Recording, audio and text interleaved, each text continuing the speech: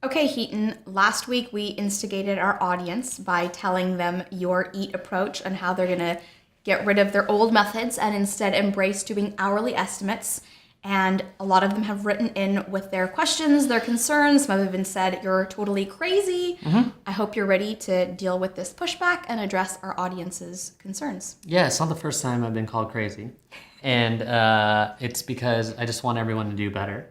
And so I've heard everything from there's no way I'm going to be able to get my team to do this. There's no way I can use this approach, all the way to the approach I'm using today, whatever it is, works just fine. But yet those same people say they can't ship on time. Sure. And also we just can't estimate accurately. We've tried it before and it's impossible. All right. So I've heard everything. Awesome. Well, I hope you're ready. Let's just dive right into it. Let's do it.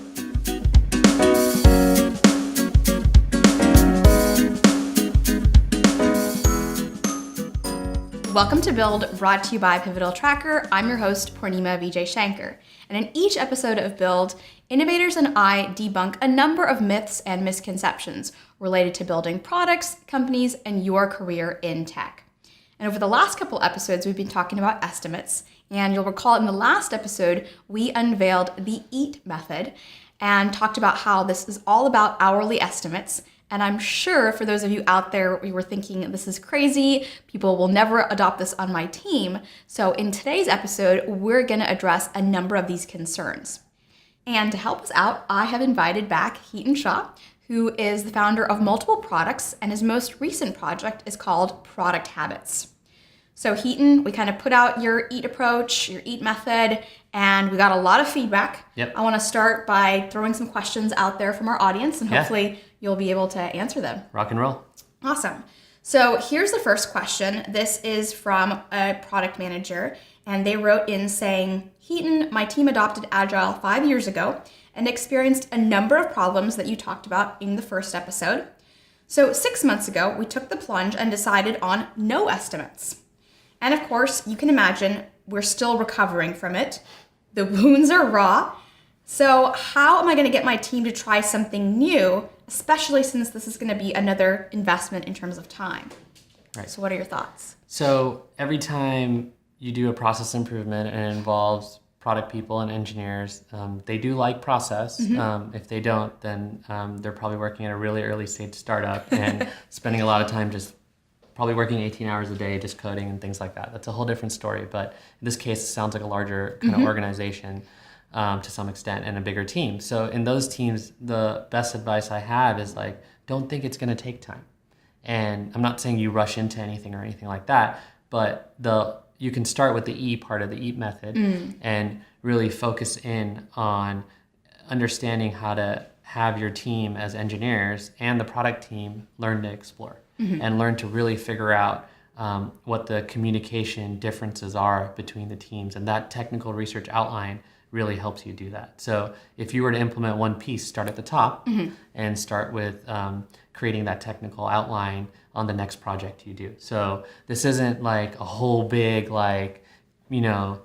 process improvement, system changes, and take everybody and regroup them and all this stuff. Call in change management. Yeah, none of that. No, we don't like that. I don't like that. Yeah. Anything I suggest wouldn't fall in line with that. So can you just starting with the explore aspect of it and then playing it out on the next initiative you're going to do, however small or large you think it is, and you'll already start seeing improvements. I've, again, seen that happen, heard this objection, and part of it is because of exactly what the person was saying. Yeah. I've done this before. Right. It didn't work. The thing we went to is still causing us all these problems, hence why we started with the problems, right? And most of the states people are in, and I kept hearing that over and over again.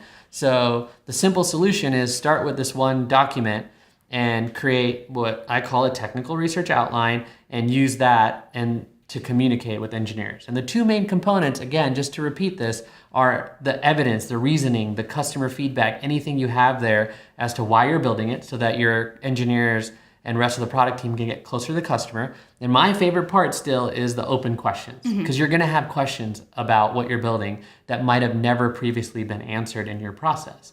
And just that, and then having communications with engineering solves this problem, but don't think it's gonna take forever. So the next question is, Hiten, I hate to play the blame game, But a big source of our problems is our customers. Many want quick fixes, so we end up at their mercy, and boy, do they hate eating their vegetables. How do I get them to come around? So the good news is you're not asking the customers to eat any vegetables. Okay. You want to create that dessert for them, if you want to put it that way. Sure.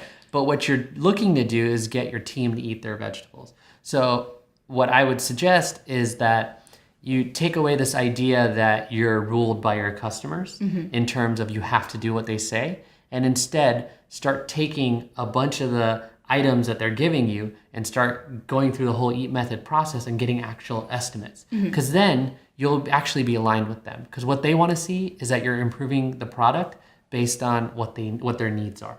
And what you want to do is improve the product based on their needs. Right. So just by applying the method itself on a high level and starting to go through the process with your team, you can go all the way to, the explore aspect and the adjust aspect, and you don't have to get to task yet, as long as you can have an idea of comparing one thing they want versus another.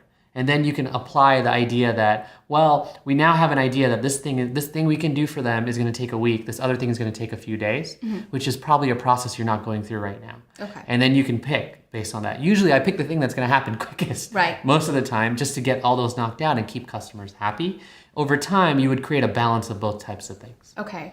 But I'm kind of sensing from this audience person that they probably have some customers who expect things done right away. Sure. Maybe like in the next day, week, or month, like they have some deadline in their head that they want the team to meet. Yeah.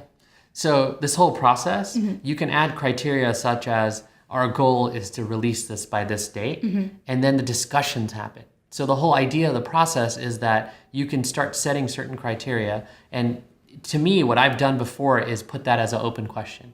This is the most important thing customers want, and we'd like to deliver it within whatever the criteria is. And then you get to have the discussions with engineering, right? Here's the funny thing. Even though a customer might demand it that fast, that doesn't mean today you're delivering it fast enough for them anyways. Sure. This is like the most common thing, right? It's like if you have a faulty process, right, or a process that's not delivering it, it's a circular kind of logic, right? So for me, it's just like being deliberate and actually getting the estimates will help you get to a place where you can deliver something at the speed that your customers want it at. And usually like the customers want communication and they want accuracy, just like you want, more than they actually care that it's going to be delivered when they want it. So if you tell them, hey, we can't do it in a day, but we guarantee it'll be done in 3 and you get it done in 2, or you get it done in 3, they're happy. Yep. So last question for you. Hiten and Purnima, thanks again for this series. Unlike some of your other audience members, I have the opposite problem. My teammates are eager to adopt a new process, but when they hit a snag, they are quick to punt and just do whatever they think they need to do to get the job done. What is the one thing you would advise them to have them stick through when implementing the process and practice of hourly estimates? This is great. It's great to have a team that's motivated to try new things. The best thing you can do for a team like that is give them the outlets to communicate at every step about how the process is working. Because then you can remind them that like, we're convicted we need a better process. We're convicted that we want hourly engineering estimates on things. And so we're going to keep doing this process until it works.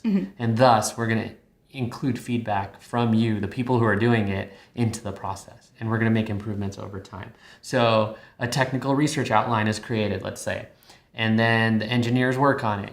And before you move on to the next step of the EAT method of sort of adjusting, you would take a quick 5 minutes and let everyone give feedback on the outline itself. More from was it effective? Did we miss anything? Are there things that are we could have done better? And questions like that. So I think for me, if you're running a team, your job is to get feedback from them. Even with any kind of process that you want to change or improve, you want to sit there and say, okay, how can I make sure that the team is aligned on it? So this is what I would call an alignment tool across the board so that you're getting their inputs as well, and they don't have this fear or this reason to fall back to old practices that sort of screw up the whole process. Okay, so that is the discipline, the getting the feedback and doing the adaptations as you go through. You can't improve without feedback. Yeah, got it. Well, thank you so much for taking the time to address a number of these concerns and objections that our audience has, Hiten. Any final words for our audience? Yeah, absolutely. I'm super happy that all of you have watched this. This specific subject was the most controversial subject I've written about ever in my life. And I write about these things on my newsletter, Product Habits. You can sign up at producthabits.com.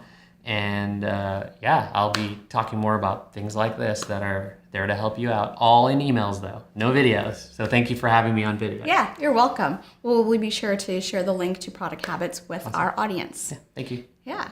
Well, that's it for this series and today's episode of Build. Be sure to share it with your teammates, your boss, and be sure to subscribe to our YouTube channel to receive the next episode of Build. Ciao for now. This episode of Build is brought to you by our sponsor, Pivotal Tracker.